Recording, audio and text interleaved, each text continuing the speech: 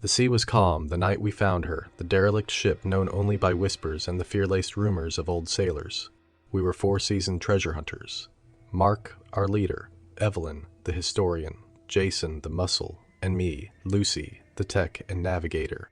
Our journey had brought us to the edge of known waters, seeking a vessel whose very name had been lost to time, replaced by the ominous moniker the Wraith. As our small boat approached the looming shadow of the ship, a chill crept into the air. The vessel was enormous, its silhouette a dark smudge against the star-studded sky. Rotting timbers groaned like the dying breaths of some ancient beast.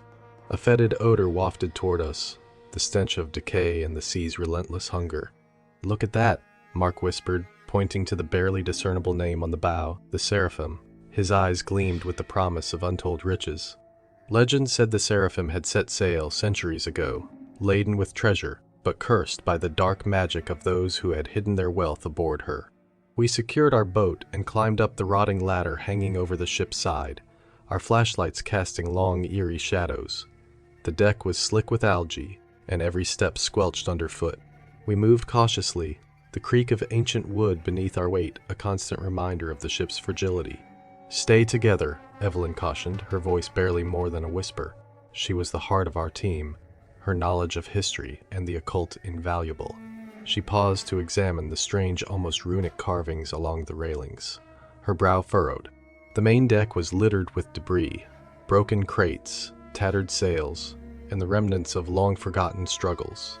A feeling of unease settled over us, the air thick with a palpable sense of dread. Jason, ever the skeptic, scoffed. "Cursed treasure? Guardians. It's just a bunch of old ghost stories." But even he couldn't ignore the oppressive atmosphere. As we ventured deeper into the ship, the temperature seemed to drop, our breath misting in the cold, stale air. Evelyn led us to the captain's quarters, where we hoped to find clues about the treasure's location. The door creaked open to reveal a room frozen in time. Dust-covered charts and navigational tools lay scattered across a grand mahogany desk.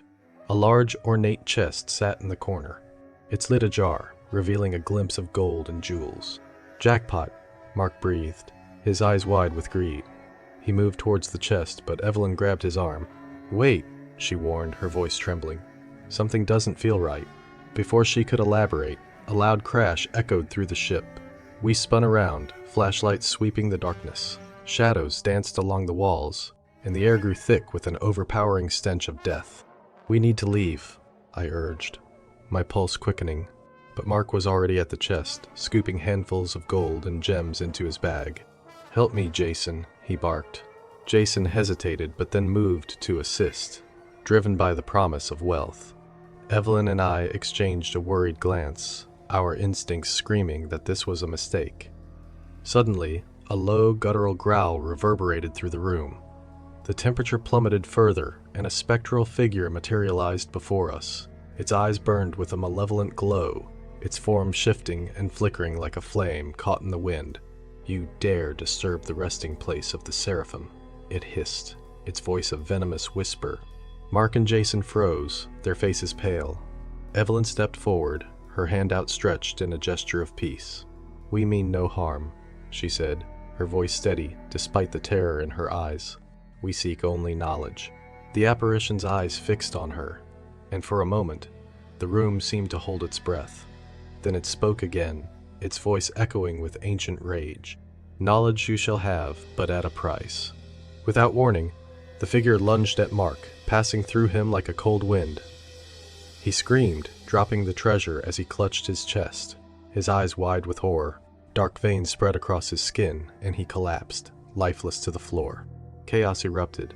Jason grabbed Evelyn, dragging her towards the door as I followed, my heart pounding in my chest. We stumbled through the corridors, the ship seeming to twist and shift around us. The walls groaned, and shadows stretched out like grasping hands. "Keep moving," Jason shouted, but it felt like we were running in circles. The ship was a labyrinth, designed to trap and confuse. We burst into the galley, slamming the door behind us. The room was empty, but the sense of foreboding was overwhelming. Evelyn leaned against the wall, her face pale and drawn. "We have to destroy the treasure," she gasped. "It's the only way to break the curse." Jason looked at her, incredulous. "Destroy it? Are you insane? We came all this way for nothing?" Evelyn shook her head, her eyes filled with a desperate conviction. It's the only way. The Guardians. They won't stop until we're dead or the treasure is destroyed. A loud bang echoed through the ship, followed by the sound of footsteps. Heavy and relentless, the Guardians were coming. Fine, Jason muttered, his face set in grim determination. But how? We retraced our steps, moving as quickly as we dared. The Guardian's presence was palpable, a constant pressure against our minds. We reached the captain's quarters, and Evelyn moved to the chest, her hands trembling as she began to pull out the treasure. "Help me," she cried.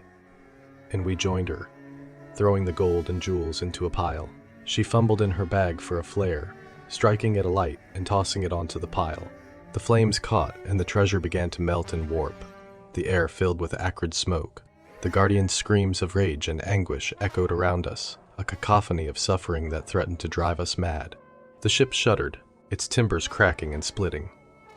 The Guardians appeared, their forms writhing and distorted, but they could not approach the flames. "It's working," Evelyn whispered, her eyes wide with relief. "We're breaking the curse." But the ship was dying, collapsing around us. We ran, the corridors collapsing into the sea as we fled. The Guardians' wails followed us, a haunting dirge of fury and despair. We reached the deck, the cold night air, a shock after the stifling confines of the ship. Our boat was still there, bobbing in the dark waters. We scrambled aboard, pushing off just as the Seraphim gave one final mournful groan and sank beneath the waves, taking its cursed treasure and Guardians with it. We watched in silence, the weight of our narrow escape pressing down on us. Mark was gone, and the treasure lost, but we were alive. Evelyn broke the silence, her voice trembling. "Some things are better left buried." As we sailed away, the night seemed darker, the stars colder. The legend of the Seraphim would live on, a warning to those who sought fortune at any cost. But the sea, ever hungry, would keep its secrets. And somewhere, deep beneath the waves, the Guardians waited, bound to their cursed treasure, forever vigilant, forever wrathful. We never spoke of the Seraphim again, each of us haunted by our own memories of that night. The treasure had promised riches, but it had delivered only death and despair. And as for the Guardians, they were more than mere protectors of gold. They were the keepers of the damned, and their curse would never be broken. Our tale serves as a reminder. In the depths of the sea lie secrets that should never be uncovered, treasures that should never be claimed.